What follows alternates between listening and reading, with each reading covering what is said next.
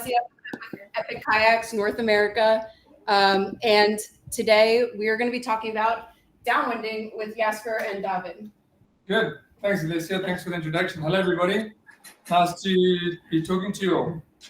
Yeah, fantastic. It's so great to see the names come up and obviously recognize a couple of faces. I can see Greg in the middle of the screen. I saw Jason's name there. He's obviously been down here with us, and we're coming to you from Fishhook, South Africa, the Millers Run, and we're busy with the Downwind camp at the moment. And just so happy to meet and chat to you guys about downwind surf ski paddling.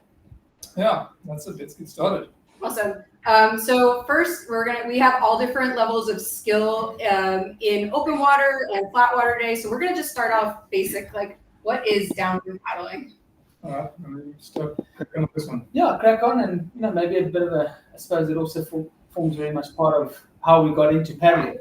Yeah. But yeah, go for it. So I'm gonna just create a bit of context, and then we can drill down into downwind paddling. There's obviously a whole world of kayaks, and surf ski paddling is one of a family of kayaks. So there's a whole bunch of kayaks, all different cousins and family, and every single kayak in the world has got something that makes it unique, or something that it does perfectly, and what it's been designed for. And I think the best way to describe that is if you just look in your mind, you think of a whitewater kayak. They're short, plastic boats, and they've been designed to go over waterfalls. And then in your mind, you might think of a flat water kayak. A Olympic flat water kayak is narrow, a little bit shorter, and it's been designed to go in a straight line, pretty much, and go fast on flat water. But every single kayak in the world, from whitewater kayaks to marathon or flat water kayaks to recreational kayaks, touring kayaks, they've all been designed with something in mind. And the surf ski kayak, a surf ski is no different. It's a type of kayak, meaning that you sit in it, you face forward, you've got a double-sided paddle, a paddle on either side, and you use the forward stroke to make yourself go forward. And surf skis, what makes surf skis unique is this ability to go out in open water. So big expanses of open water. They're the kayaks that reach incredible speeds in open seas, harnessing the power of the wind and the swells. That's basically what a surf ski is. This characteristic of a kayak, we're just going to let this on in. This characteristic of a surf ski really makes it, in my opinion, the most versatile kayak around, because you can go in any water, any conditions. So whatever the level of your adventurous spirit, a surf ski is going to be able to meet that. But ultimately, what surf skis are designed to do is to harness the power of wind-driven swells and go down and surf these swells down at incredible speeds. And there's definitely one Olympian on this call, and he might challenge me, but surf skis are the fastest kayaks around. All in all. And there's not, there's a flat water kayaks can go fast for a kilometer. Surf skis can match that speed for more than 1 kilometer if the conditions are right. Yeah. And so, and that all comes from where they come from, and that's where they're designed from. Yeah, well, I often say I've got a line that I often use, and it's a, if you just take it a couple steps back to where we come from. So we obviously grew up in Fishhook. We've paddled on the Millers Run, and one thing that we've got here is we've got loads of wind and loads of waves, pretty much, for a huge portion of the year. And I often tell people, let's put the surf back in surf ski, and it's obviously unique to where we stay, because these are the conditions that we presented with. Not everyone has those conditions at home. They don't all have surf. Some people have flat water, but we're talking about downwind, so that's what we're doing. So, surf skis they have their roots in going in and out through the surf. They started in surf lifesaving in Australia and South Africa. That's where the boats were refined and developed for going in and out through the waves. And what we've got now is we've got an extension of that original foundation. Yeah. And now, as the years have progressed, obviously the skis have gotten better and better at going with the wind. I wouldn't say that many of the designs for the downwind boats have taken into account paddling into big surf. They can certainly do it, but generally everything is geared towards the boats are designed to say, okay, how can I catch open ocean swells? So that kind of creates a context of the boat. So I mean, let's actually answer the original question of like, what is downwind paddling? Yeah. Let's get it. Let's answer the original question. Okay, so was that the question? What's downwind This paddling? is what is downwind paddling? We're off track there. Okay, so downwind paddling is when you start at one point and you finish at another point. So an A to B paddle with the wind behind you, riding the swells generated by the wind. So that is what downwind paddling is. Awesome. Fantastic. Cool. Yeah. Yeah. And so what we see is I might be jumping a couple steps ahead here, but these are some of the lessons some of the things that we use in our downing camps, and some of the key differences that we see is when you're paddling on a lake. Let's put it on a lake. You're completely under your own power. So you are driving the ski forward. You are driving the surf ski forward. When you're out in the ocean, when you're in downwind conditions, you are mostly, hopefully, using wind-generated power. So you're not under your own power. Yes, you've got to use your own power to get onto those swells, and you're constantly going back and forth. So it's a constant acceleration rest,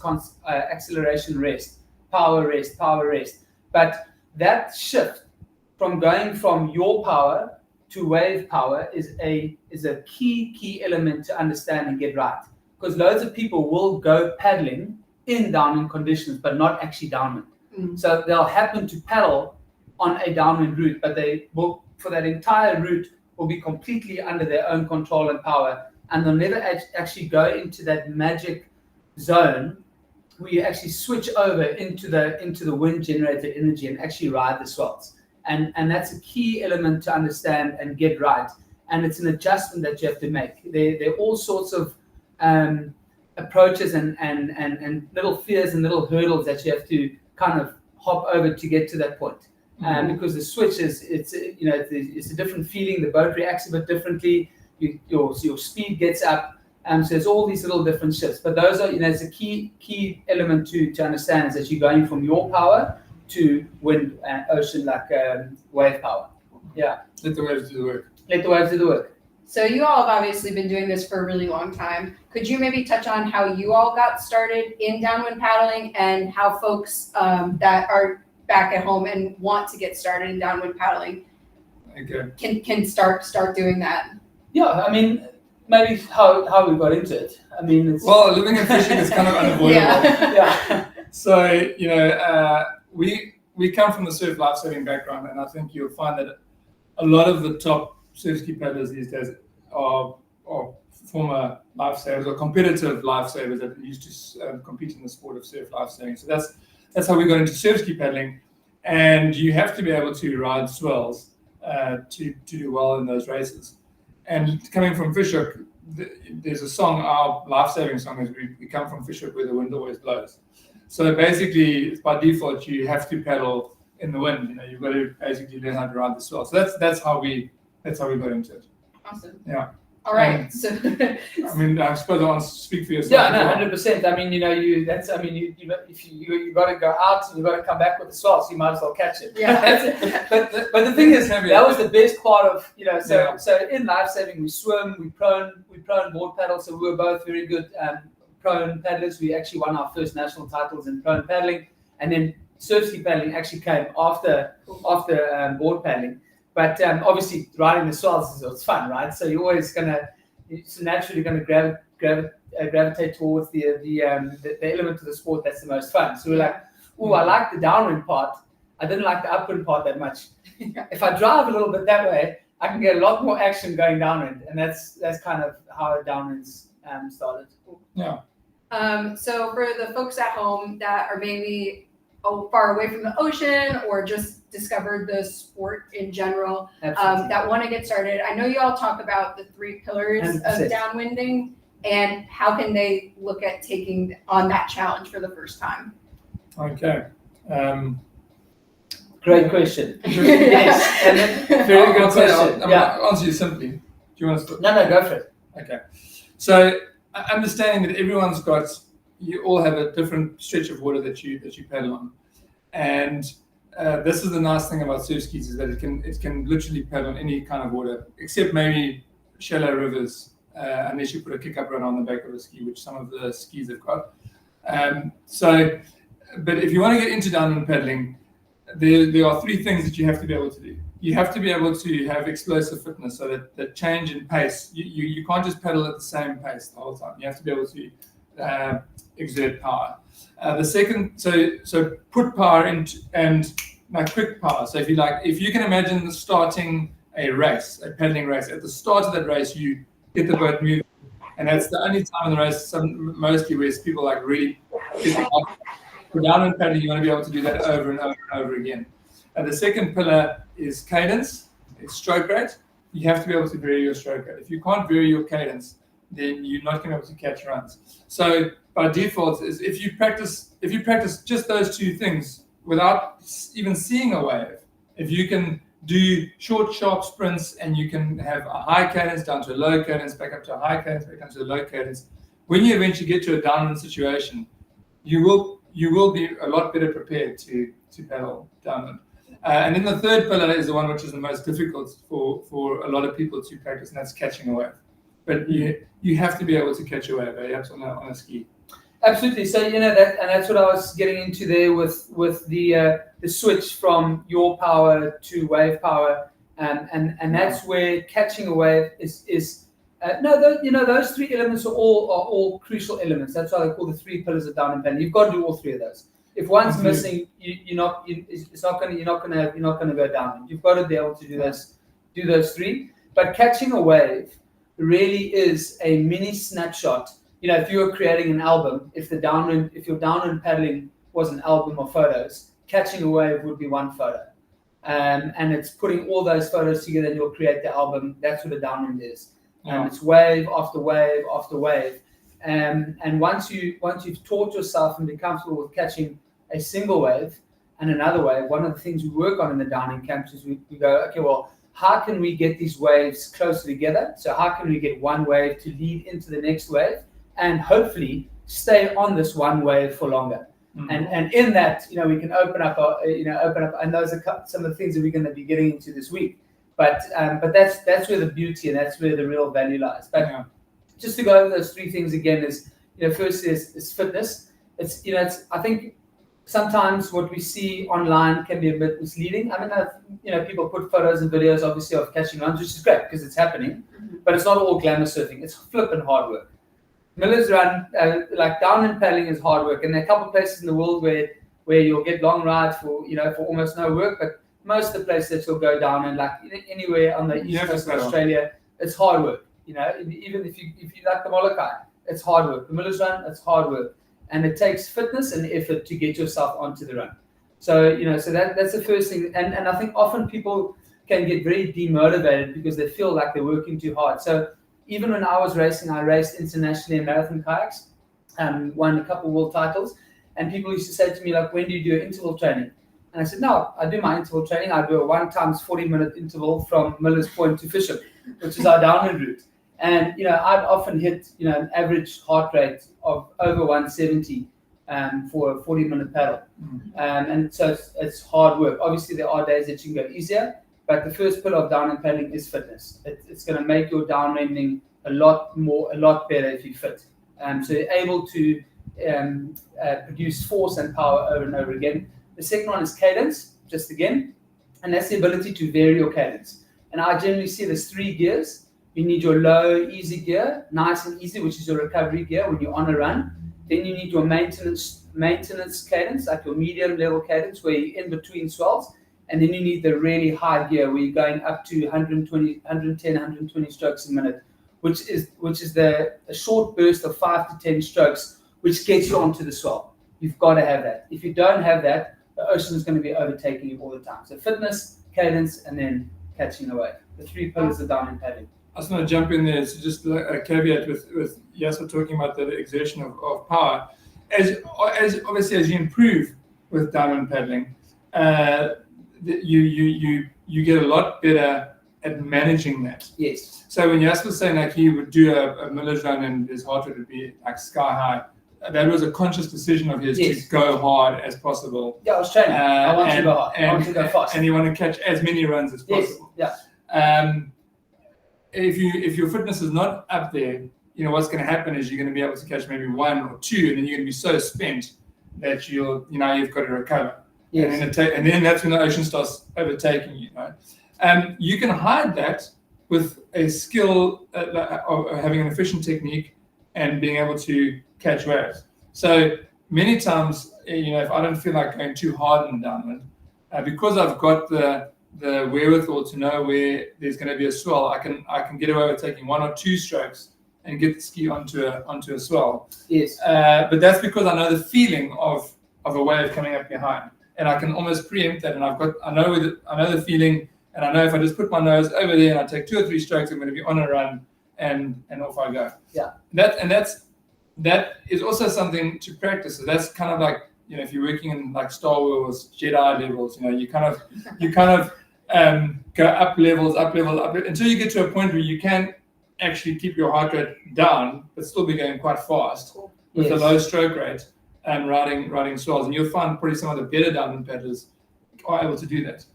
However, you're not going to get there without having explosive fitness, being able to vary your cadence, and being able to know the feeling of catching waves. Of riding as well. Yeah. I'm glad you made that distinction. It's very important because although you've got to have the ability to want to go hard when you want to, it really is about trying to go not as hard as possible. And it's all about efficiency. It all comes down to efficiency.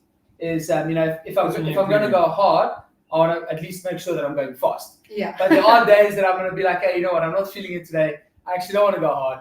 I still want to catch swells, and I actually want to get to the end feeling fantastic. I don't actually feel like going too hard, Yeah. But having the choice and the skill to be able to manage that is, obviously that's a great place to get to, and that's one of the things we're always trying to coach and teach. So have you answered your question of how people can get into downwind paddling? I think we covered the 3 pillars. We haven't talked about the waves.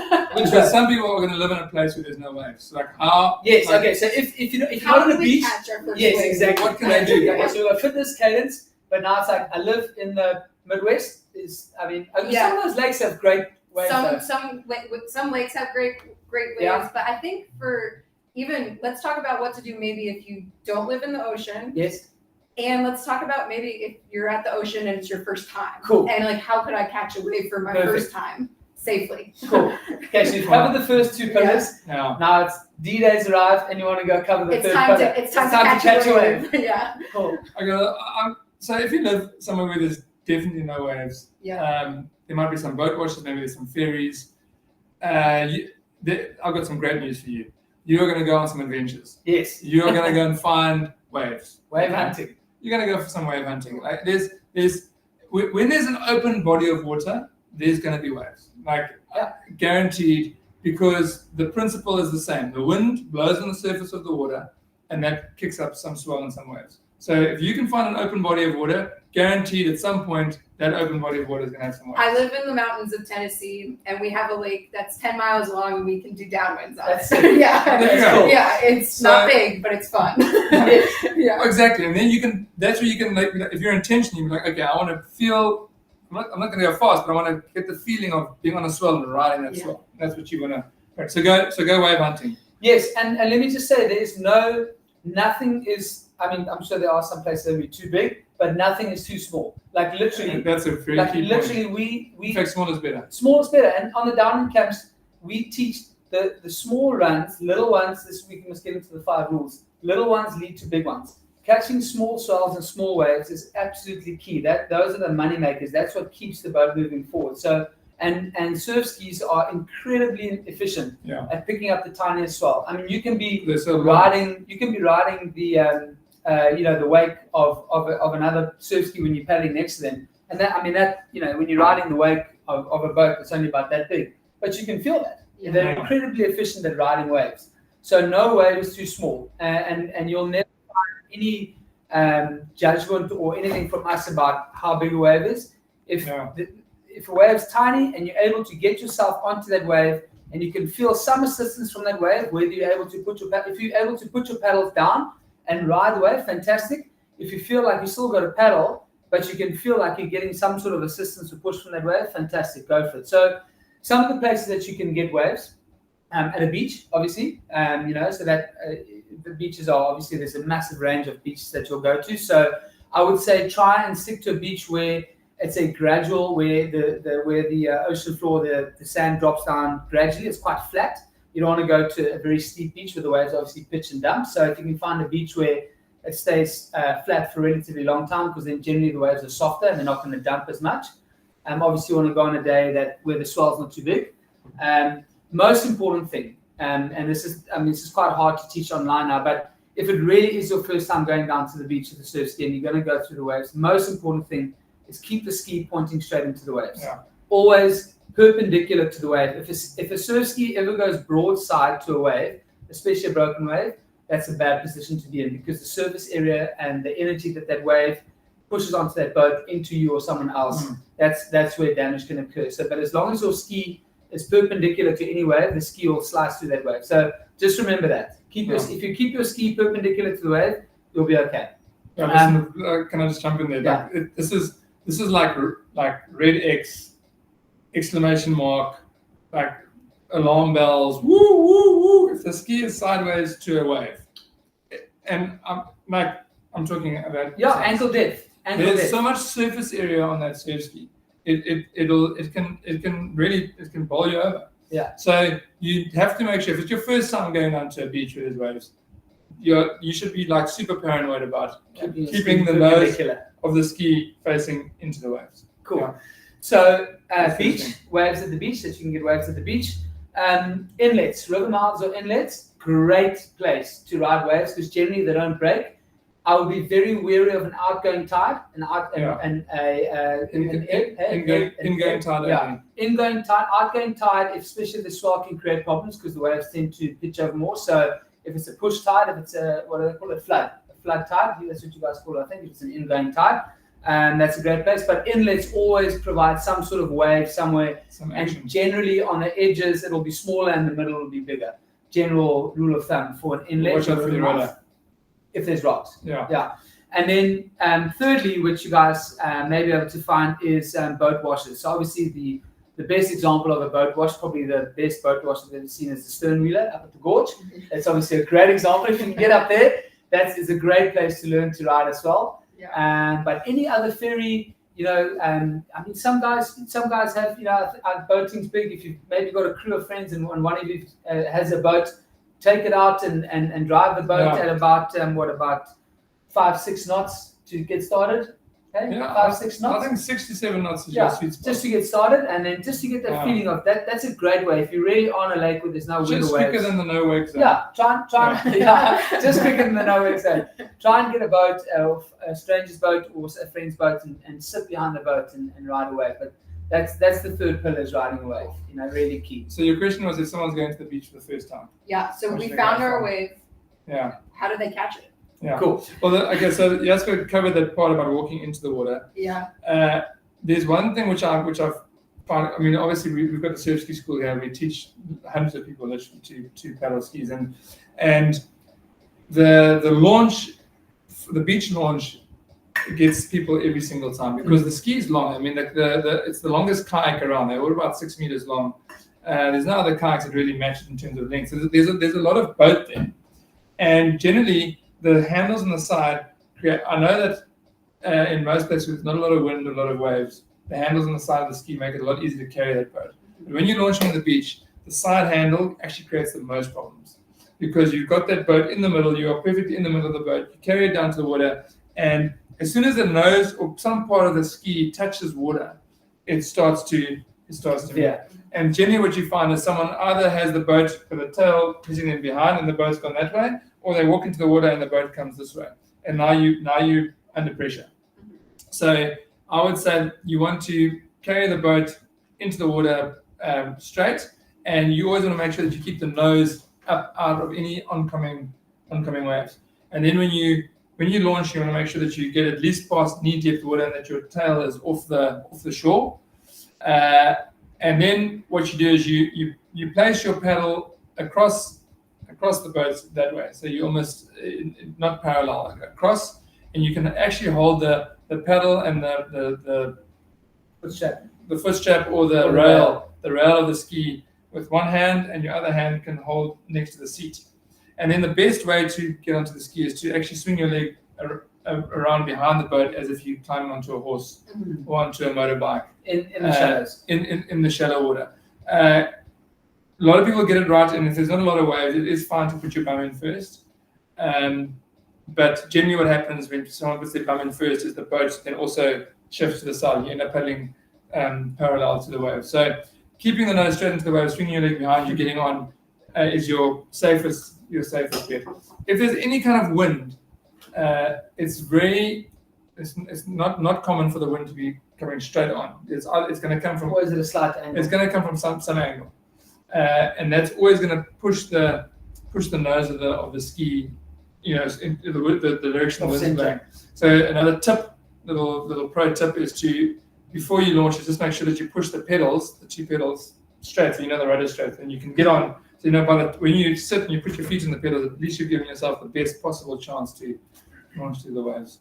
Wow, that was a long answer. But now I'm gonna give you the kicker. Yeah. You asked for how to catch a wave, and we're still paddling out. I was gonna say we're out. Yeah, we're out. Yeah. Yeah. But the thing is, we've taught thousands of people Yeah. to do this, and we've seen the drama and the damage that occurs if you don't get the out right. Well, you have to get out to come back. And we've got a great resource. It's called Masters of Surf Ski, and we've got some other online courses as well. Masters of Surf Ski, Downwind Pro, and Training for Surf Ski, which cover all these topics in great detail. We can put the links in the comments or whatever attach tomorrow. it to the video. Yeah. Perfect. Yeah. Okay, but now we've gotten out. Yes. Now we've turned around, And you're ready to come and back. now you're ready to come back to the beach. So firstly, you want to start out, and this is rule number 1: choose your wave.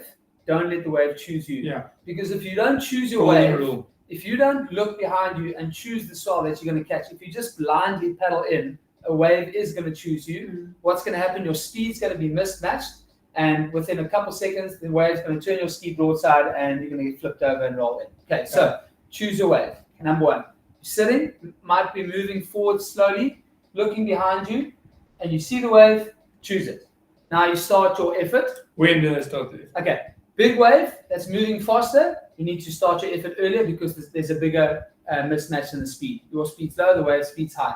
Smaller wave, the speed's lower, and it's easier to match that speed. So let's call it a 1 to 2 foot wave. You can literally start, if you've got a good acceleration and you're close to the beach, if that wave's already starting to build, you can start it when that wave's literally 2 meters behind your ski. And as your boat gets up to speed, now you've started your effort, your 5-10 strokes.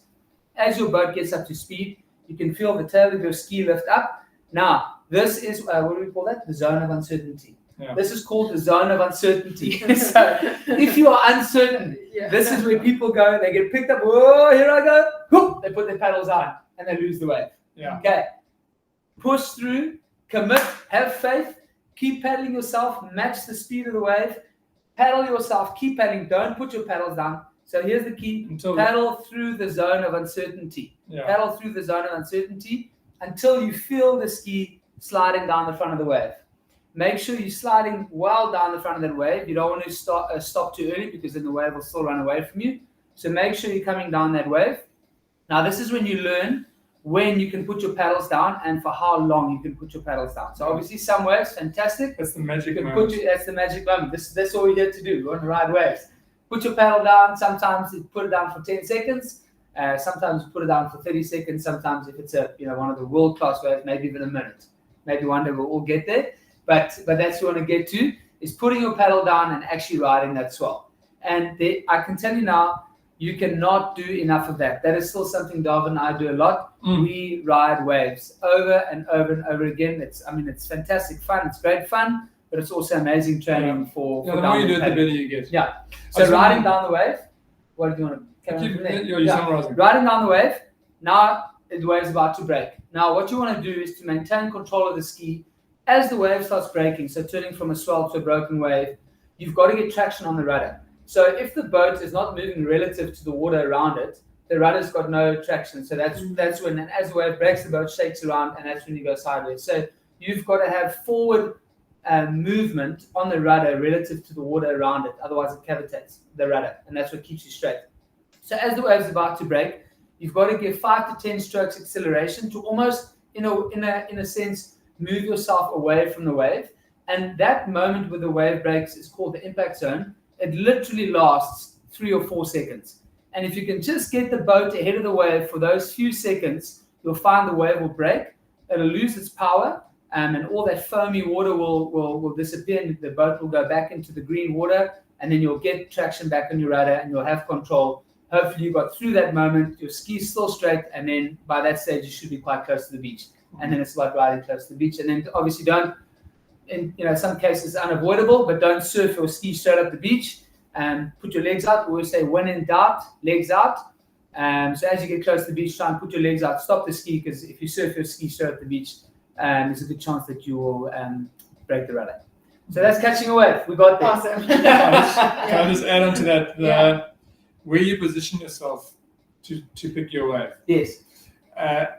It's very common to be too close to the impact zone that Jasper was talking about a few seconds ago. It's very common to be closer to the impact zone than further from the impact zone.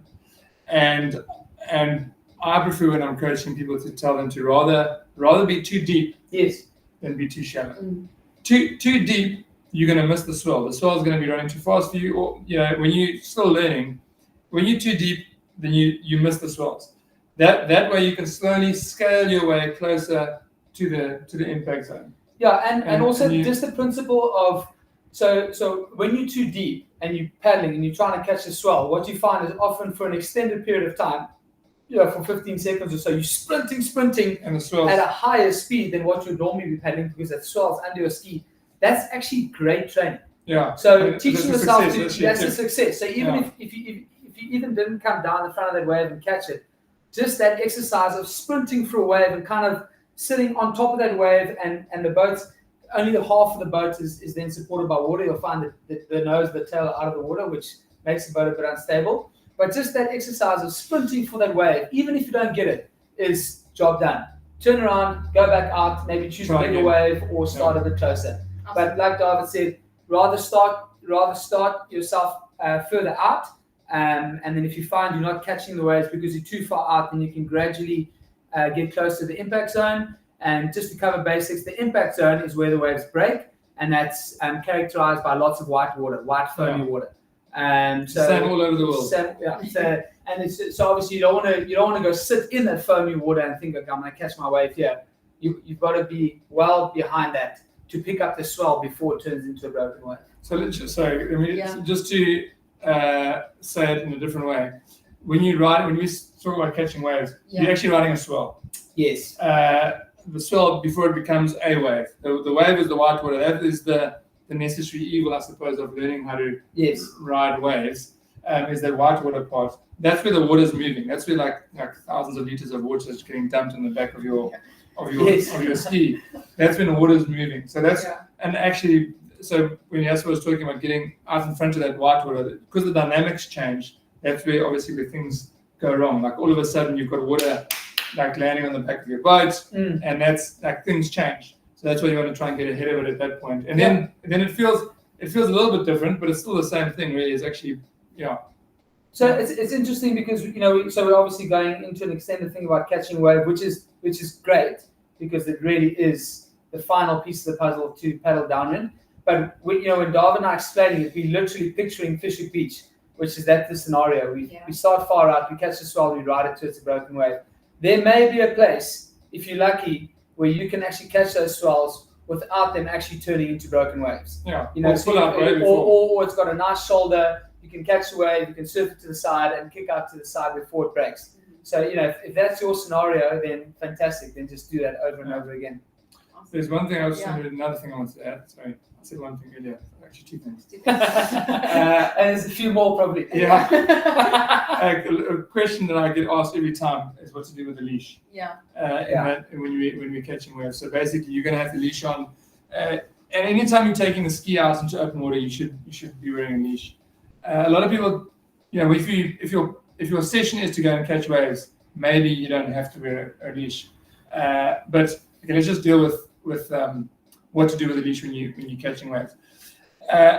It really has got a lot to do with where you are catching the waves. Like what if there's this place here called Musenberg, the waves break sometimes, a few hundred meters offshore. I'm definitely going to wear a leash.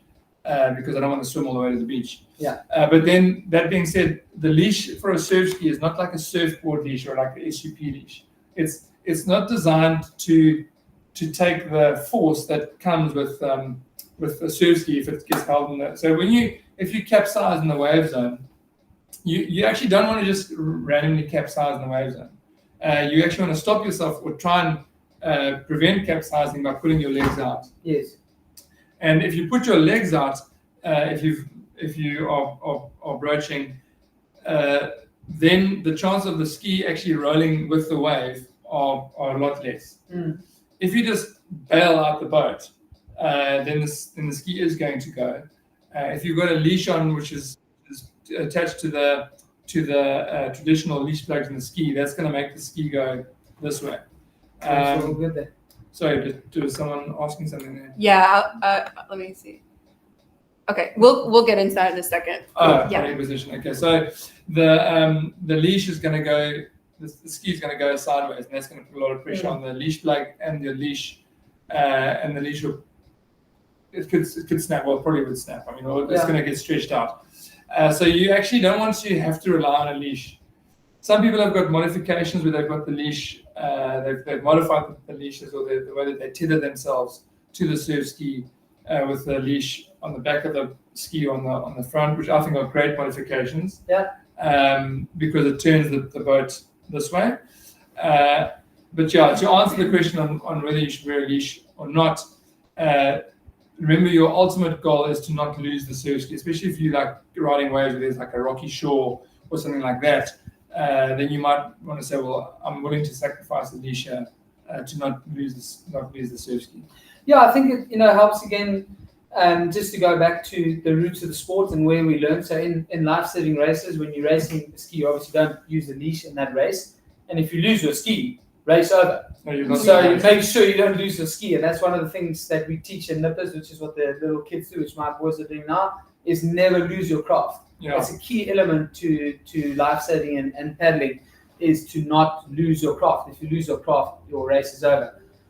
So I think, it's like, the leash is, when we do downwinds offshore, the leash is a secondary backup for me. It's like a backup. If I don't manage to regain my craft, but I'm going to try to my best ability to not actually use the leash. And we've done our best to design a leash that will withstand pretty much most conditions.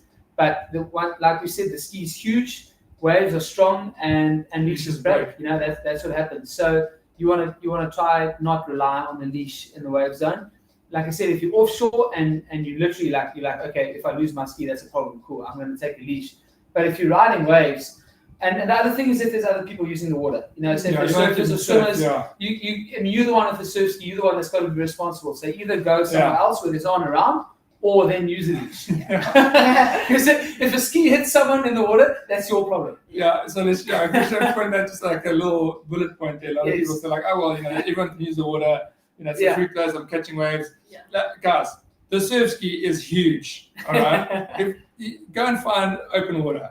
Because it's the responsible thing to do. Don't paddle into the bathing area and try and catch a wave and then wipe out. Yes, it's your right to go and catch waves wherever you want. But honestly, Awesome. Cool. So we've talked a lot for beginners so far. Yes. So I want to refocus our conversation now for folks, because there are some folks on this call that have spent a lot of time downwinding at home. Maybe they're intermediate to advanced. What can you be doing as a surf ski paddler right now to improve your downwinding? And then we also have just a question in the comments right now asking us to talk a little bit about body position in the ski. We've talked a little bit about having the tail of the boat being lifted. When we're catching a wave, do we lean forward or backward? Same with when we're on a wave. Are you leaning into your paddling motion or back to lift the nose? So how do you position your body in a downwind situation, catching a wave, and what can you do to just work on those intermediate paddling skills? So I'm going to assume that the question is based on the fact that on the swell, and obviously things are changing. So what happens is the ski obviously dips with the nose down, tail up, you're moving forward at speed, which is not generated by yourself. So there's a lot of different dynamics at play there in terms of controlling the boat. Body position definitely plays a big role. Catching a wave, obviously in physics, putting your body forward is going to mean that more weight is going to go onto the nose, which is going to be easier to get down the front. And then if you don't want to nosedive, then leaning back is gonna lift the nose. So I mean, it's very difficult for me to articulate when and how, because it's so natural. It's a learned behavior. You catch waves and you kind of do it out of a reaction.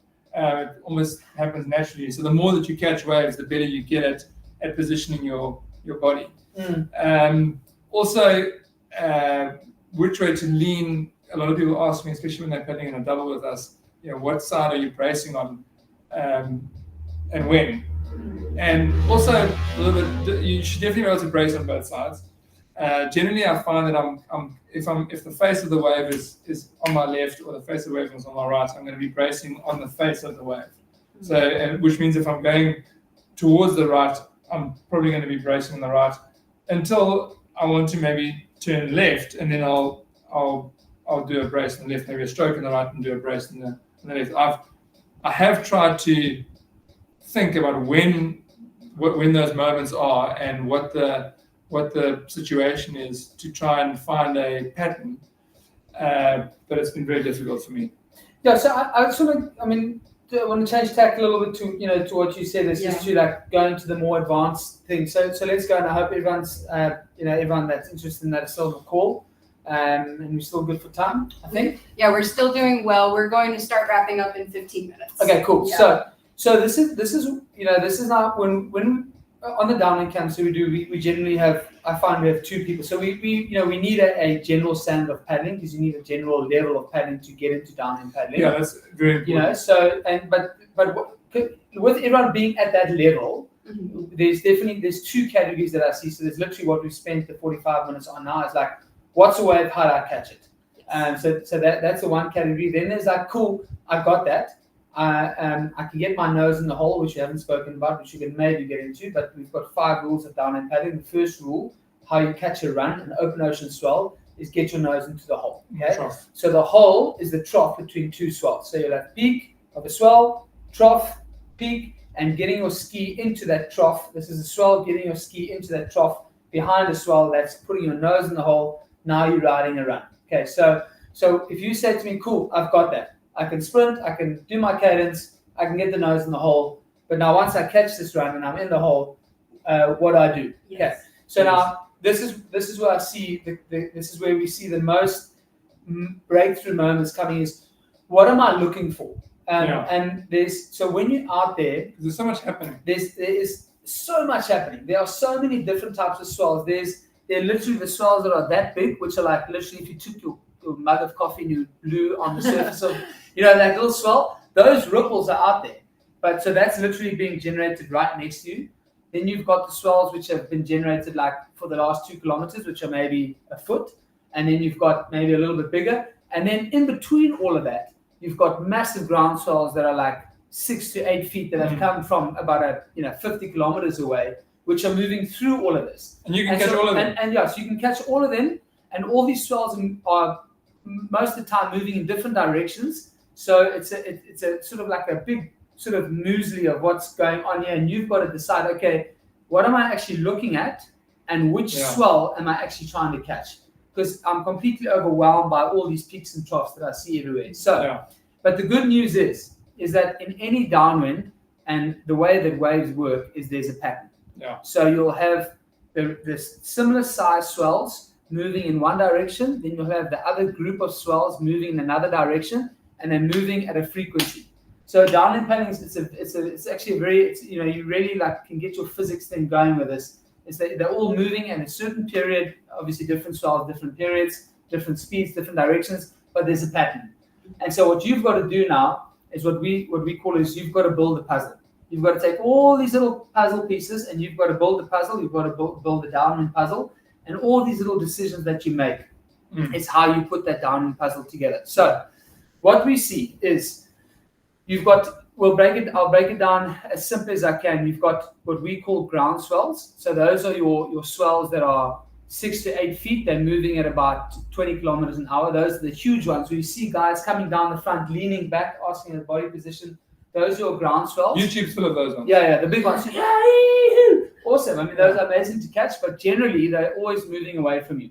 So guys will be on them for a short period of time, Lots of but that splash, swell's actually waves. probably going at 25 k's an hour, and that's when you'll be on it, and it'll go away from you. So what's important is which swells are you using to get onto that, and what do you do with your speed? Like where do you take? I always say where do you take your speed? So what I find, and these are the swells that aren't on YouTube. Yeah. So what I find is the swells that are 1 to 2 feet is what I call the money makers. They're easy to catch. They're not moving fast. It only takes you about 2 or 3 strokes to get onto them. And once you're on them, you can really ride them, put your paddles down, and then start looking for options. And that's where you've got to start looking. When you've got your nose in a hole, you're on a swell.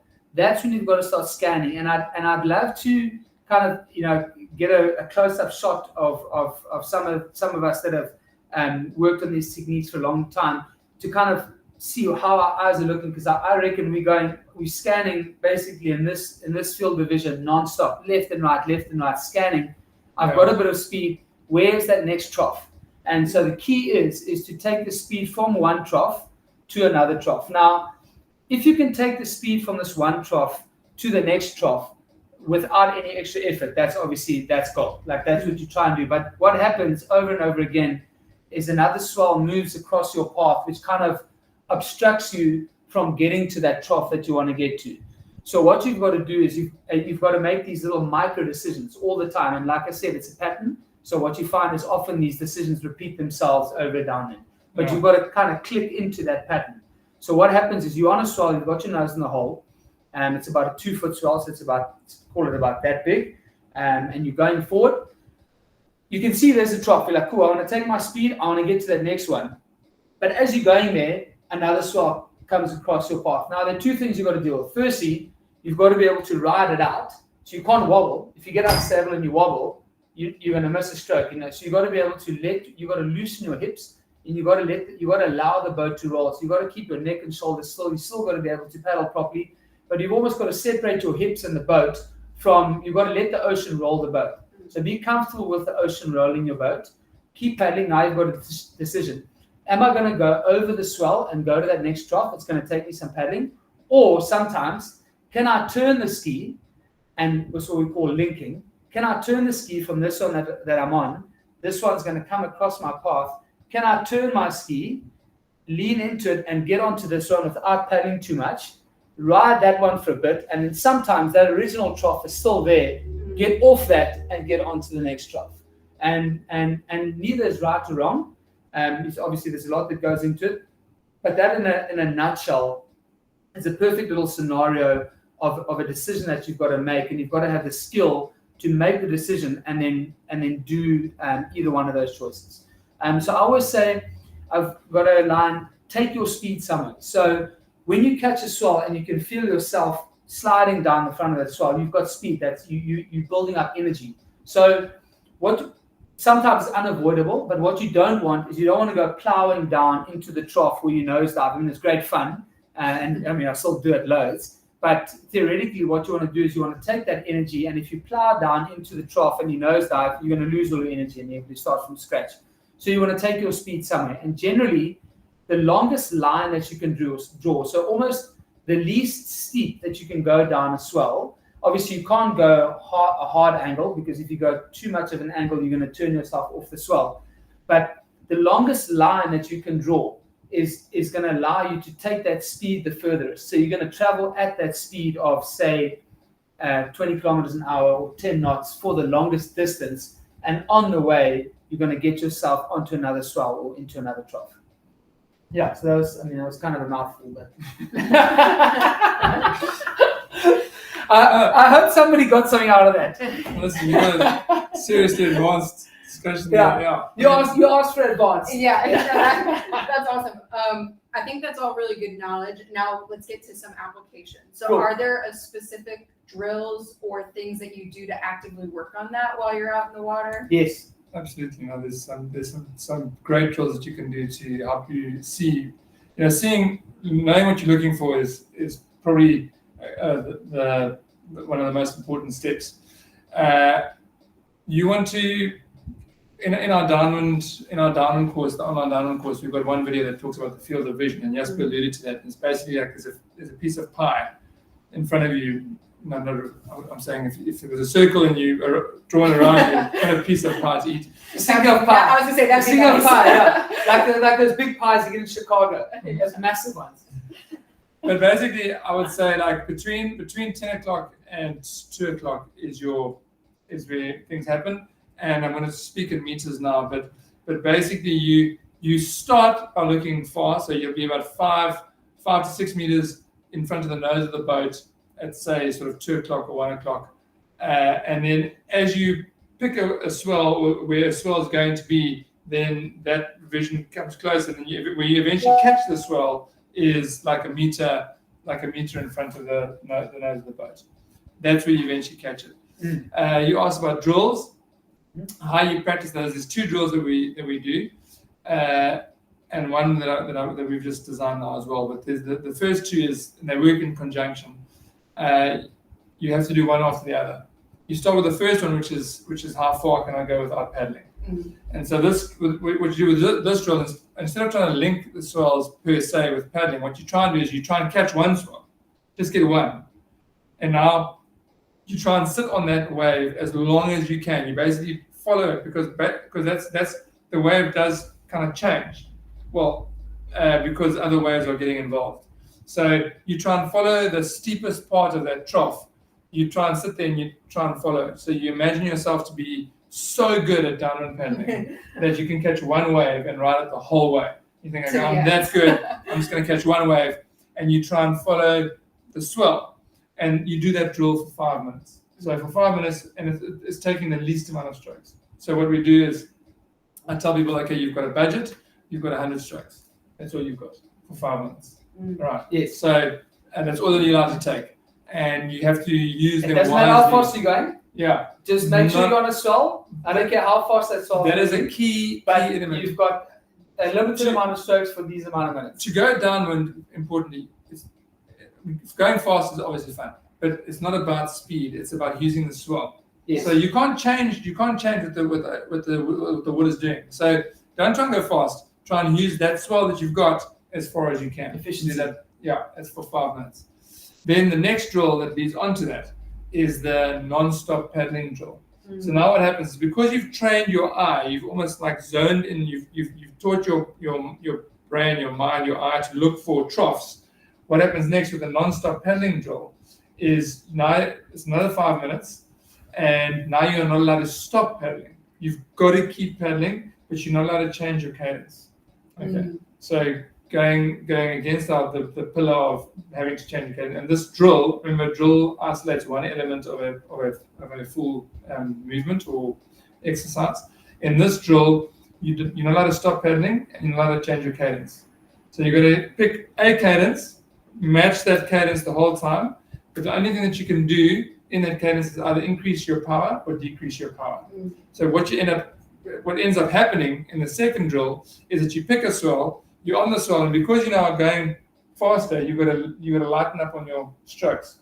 So you keep your cadence, but you're lightening up on your stroke. You get to the end of the swell, and because you're not allowed to stop paddling, you are already paddling at the right moment to catch the next swell. But you've got to increase your power. So you increase your power, and then your ski will then jump over the swell and then catch the next one. So we found that combining those 2 drills, the as few strokes as possible drill with the non-stop paddling drill, putting those 2 together really helps people.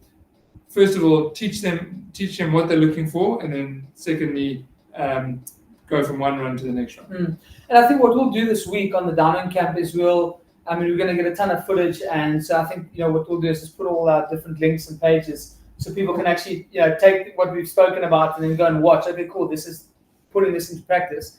Just one tip I was just thinking about it while we were talking there is, and this is another thing that I see quite commonly in people that are now trying to get into that medium to advanced level of downwind paddling. What happens is, I'm going to do a broadside. This is your ski. So if the swell's moving forward past your surf ski, this is the front, this is the back of your surf ski. The swell's going to pick up the back of your ski, then it's going to move past you. And generally what happens is, when the swell is there in that position and it feels like your ski is pointing upwards, that's when you should start your sprint. to get onto a swell. Mm. So I see too many people waiting. So the swell will pick up the back of the ski, it'll move, now it's under the seat, now it's under the nose, and they allow the ski to level out. Now the swell is already about a meter in front of the ski and they want to start their sprint now, but they're too late.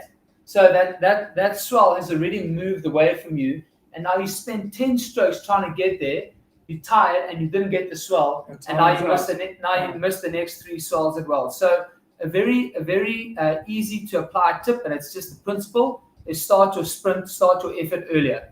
So start your effort while it feels like your ski is uphill. It's got to feel like, oh man, this is a waste of energy, I'm uphill, but it's not. You're actually building up kinetic energy, and as you build up that energy, as that ski levels out and drops down, it's almost like an elastic. Like you're pulling the elastic back as you're paddling uphill, and as that swell moves ahead of the ski, you'll feel poof, like a release. Cool. And you'll go straight into that hole. And the earlier you can get into that hole, the more time you're going to get on that swell. So you're going to save energy, so you're going to be more efficient. So it's going to help you to catch the next swell and hopefully the next one and the next one. Awesome. We are just starting to reach the edge of our time. I've noticed we had another question pop up. If you are thinking of a question right now, if you go ahead and throw it in the chat, I'll pick just like one or two to get to in the next like 5 to 10 minutes, and then we'll call it a night over here, an afternoon over there.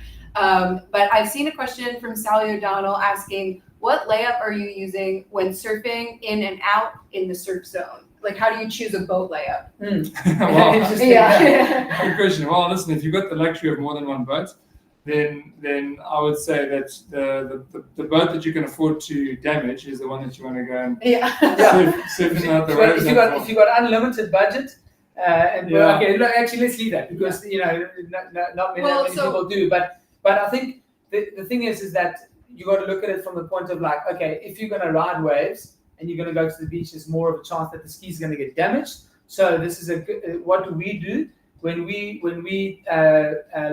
rental boats? We know people are going to go in and out through the surf. We'll have our fiberglass boats, which in the epic would be the performance or the club. And we wouldn't. Well, they're also easier to repair. Generally, most people can repair a fiberglass. Yeah. But carbon's a bit more technical. But they're a bit heavier, so they're harder to paddle. So if you're like, look, I'm not going to ride the wave into the beach. I know what I'm generally most probably not going to break the boat. Then it's fine to use your carbon boat. I mean, I catch waves in my carbon boat all the time, but make sure that if you're just getting started, maybe a performance build. And performance or an ultra. So to me, the black tip and the red tip, the performance and the ultra. I've been paddling epics for almost a decade now, and those two boats to me are extremely durable. I mean, I've put those boats to the test, and they've handled everything that I could throw at those two boats. So those would be the go-to for me. Awesome. Does anyone else have any questions that they want to throw in the chat? Or turn, if you can't, I know some folks on a phone call, if you want to unmute and ask it, if you're one of those people that are calling into the call. Ready to answer any questions. I was going to say, wow, you all just must have covered everything people don't be shy. Unless we completely overwhelmed everyone. Yeah. Anything. TMI, too much info. Meaning of life. Okay, cool. We got someone biting. Awesome. So someone's asking about paddle choice on a downwind. Great question. Choosing a wing paddle or your first paddle. How would you pick that? Well, I mean, so the paddle is, I always get imposter syndrome when Greg's on the call because we're talking about the paddle. But the paddle is an interesting thing. You obviously, the paddle has to get matched to there's physical attributes. A paddle that's too long, or that's got too much of a lever, where you can't up the cadence. Yeah, no, can I answer it simply? Okay, you've got to accelerate yourself to catch the swell. Yes. That's what you've got to do. So you've got to use the paddle, which is going to get you to. So use the paddle that you can best accelerate yourself with. But here's the thing: we don't have gears on our surf ski. On a bicycle, fantastic, because as you go down the hill, boom, boom, boom, hit a couple of gears, now you're in a high gear and you can fly. So you've got to make sure that you're using a paddle that you can accelerate yourself with, but when you're going down the swell, you still want to have enough leverage to get the benefit out of that speed, because that speed is going to help you get the next swell. Yeah. So what I do, and this is a great tip, what you guys can do is test your parameters. So go to the extremes. Take a tiny paddle and make it as short as possible. So the lever is short and the size of the blade is small. If you can get hold of that, test your parameters. See, okay, what did that feel like? And obviously most of the paddles are split shafts, so you can't change the blade size, but you can change the length. I do this often. I do this most sessions. I test my parameters. Then on another day, I'll use the Epic large ring, which is obviously one of the biggest paddles around, and I'll put it like on 220, and I'll be like, cool, what does this actually feel like? And I really test the parameters. And then obviously, as we know, generally the most efficient thing lies somewhere in the middle. And so the key is for you to not be scared, test your parameters, play around, and eventually you'll arrive at the best setup for you. Secondly, keep in mind that conditions vary. So you've got to test your parameters and kind of play around with like, cool, in these conditions, this worked. So in those conditions, that will work. And so there's not, if you're using one paddle length and one size all the time for all conditions, I'd say you're missing out. I'd say feel free to play around a bit and test yourself, and you'll find that on certain days and certain conditions, you'll find a better setup. If you want a simple answer, I would say shorter and I thought that was smaller. quite simple. Shorter and smaller. Yeah, definitely. So put it this way. Shorter and smaller. I think the acceleration part is missed way more often than the actual leverage part. So so err to the side of like, hey, I actually want to be able to accelerate my boat really easily, and I want to accelerate my boat often. Yeah. And for that, I would say most people can comfortably get away with like a 205 to 215 split length paddle. Yeah.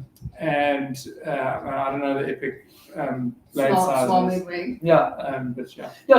So one thing that is that the Epic paddles generally are a bit bigger than the other sizes. So if you'll see, if like a medium Epic, a mid-wing Epic, well, the surface area is probably a bit bigger than a medium of whatever other brand. That's what I found personally. So I've actually been using the small mid a lot more lately. Like the last 2 years, I've used the small mid quite a lot, especially because a lot of the races we end up doing half the race into the wind, and for that I need a smaller, lighter paddle so I can keep the cadence up. Yeah. But I would say, certainly I would say there's very few people who should be paddling downwind surf ski with a mid large.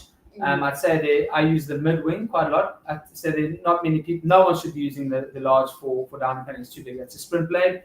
The mid large. Also, most people probably shouldn't be using that. Mid wing, yes, a lot of people will be using that, but I'd say the bulk of people should be using the small mid wing. And now, fantastic with the new twist. I think the blade surface area, they've got it absolutely spot on. Obviously, it's got a different feel in the water, so you've got to make sure that paddle suits you, the blade shape. But I'd say the size of the twist, they've got absolutely spot on. We have 3 rapid fire questions that came in, so we're going to see if we can get to all of them. So from Sam Russell, if you are dumped out of your boat, which side is best to remount? That is up the wave or down the wave, or can we please just talk about remounting? Okay, so remounting, simple question. You generally probably going to get capsized in the direction that the wave is breaking. I want to assume this is a wave at a beach. Yeah, or even in a downwind situation. Okay. You want to be upwind of the ski. So, like we said in the beginning, you don't want to have the ski in between you and the wave if you're on a beach. So, first priority is to make sure that you get yourself onto the upwind side or onto the wave side of the ski. That's safe. Not the land side. Caveat, very important. In that process of getting to that position, don't lose the boat, because you're going to go underneath or around or whatever, and then it's going to be going away from you. So very, very important. So you want to be on the upwind side. Sometimes in a downwind, if you've fallen off on the downwind side and there's no broken waves, if you just stay there and you can actually just push the tail around, and the nose will automatically swing around and the boat will automatically twist around you to go onto the downwind side. Cool. Awesome. Next one. This one's from Curtis Berryman. Any other tips for open ocean racing when the course leads you against the swells, and also conserving energy for the later portion in the race? Yeah, there's. I think there's a lot there. I think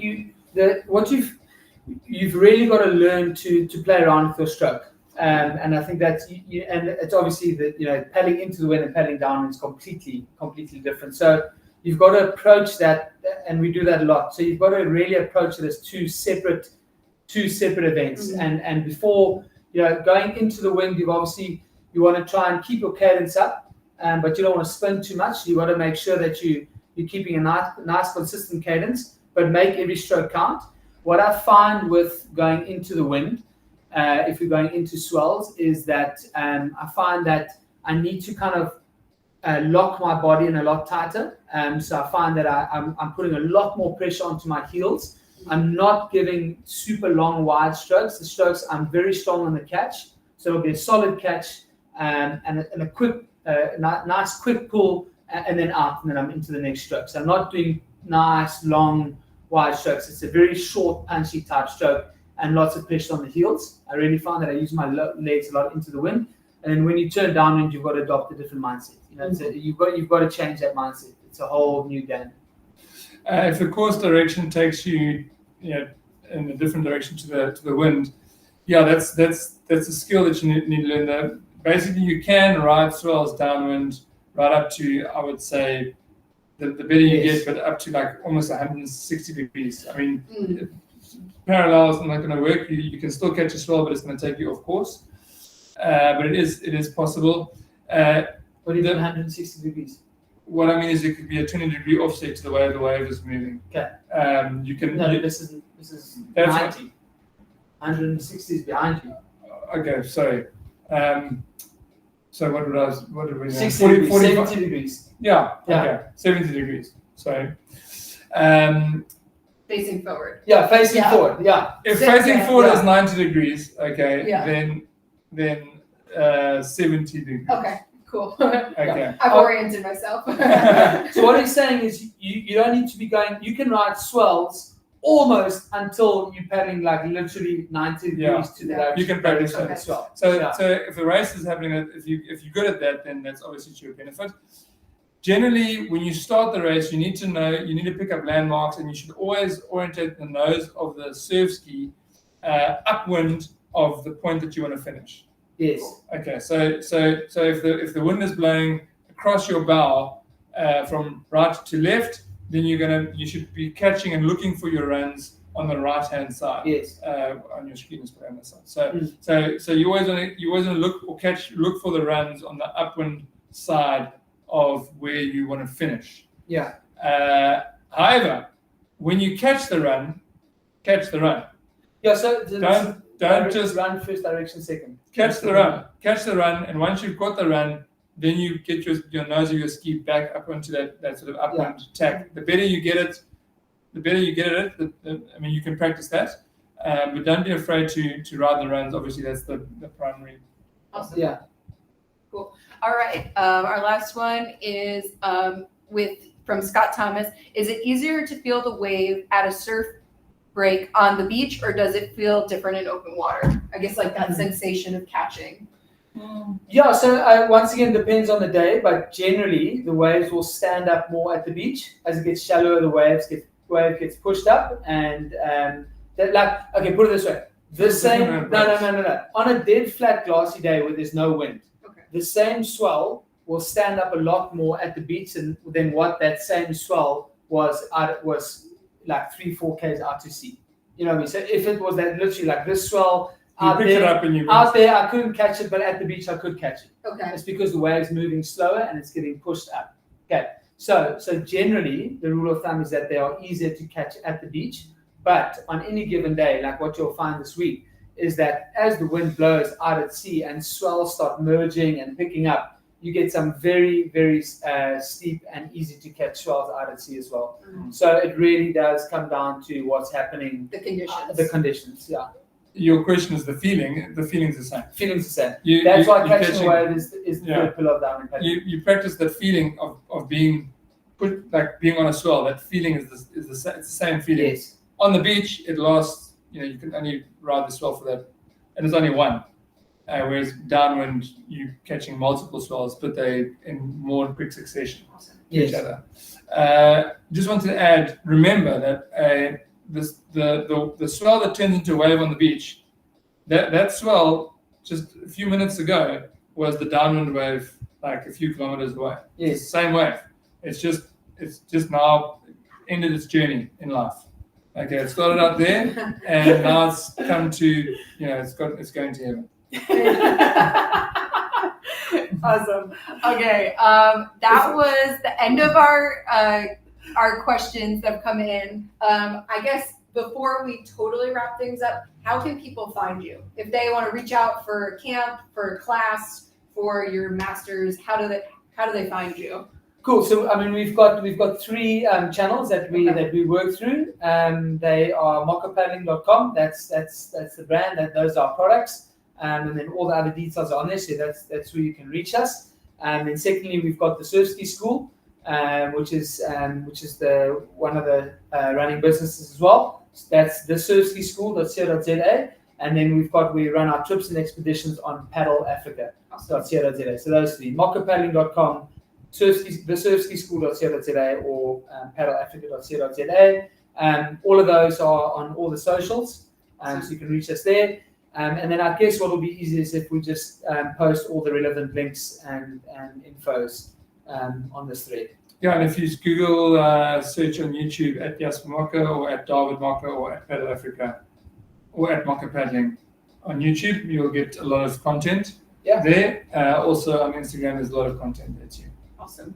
Yeah. Well, thanks for taking the time to do this. I really appreciate it. I know I'm going to keep learning throughout the week from you all. Thanks to everyone for being on the call. If you were on the call with us tonight or you signed up for the clinic, remember we do a raffle after each clinic. So remember to check your email tomorrow. If you're located in the United States, you're eligible to receive that. If you're not located in the United States and you're on the call, you can nominate someone in the US to get your prize or just pass and I'll choose a different name. So check your emails tomorrow. Feel free to reach out to me at sales@epickayaks.com with any questions that you might have. I'm going to go ahead and end the recording. Thanks, guys. Thanks for joining. See you soon. Bye.